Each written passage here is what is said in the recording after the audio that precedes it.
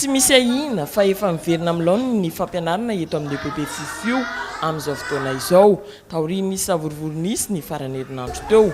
Mpampianatry ny FRAM miisa 7 mantsy no voaterina afindra amin'ny toeran-kafa mba hahazoany ny tombotsoany dia ny famatsiana avy amin'ny projet d'appui d'urgence pour l'éducation pour tous ho an'ny fandrisika amin'ny 2 volana fahatelo sy fahaefatra noho ny antony izao manaraka izao.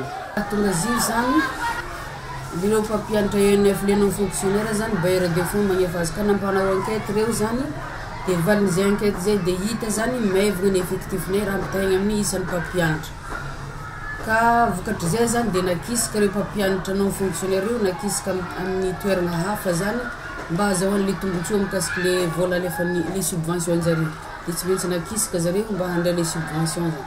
Nahita mpienana ny isan'ny mpianatra tamin'ny fotoana nitokona ny Saint-Pama.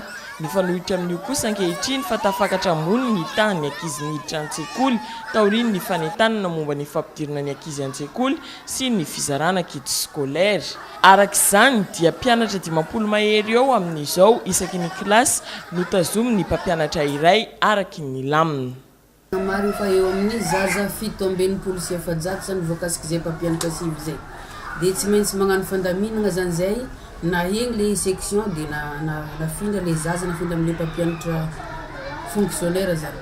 Ndriky fianarana zaza am'izao fa hoe somary mavesabesaka amin'ny mpampianatra zany le effectif ka mbola miezaka hangataka zany zay zao hangataka mpampianatra fagnampiny. Nanafatra moa ny taletsekoly ho an'ireo ray aman-dreny mba ho tony.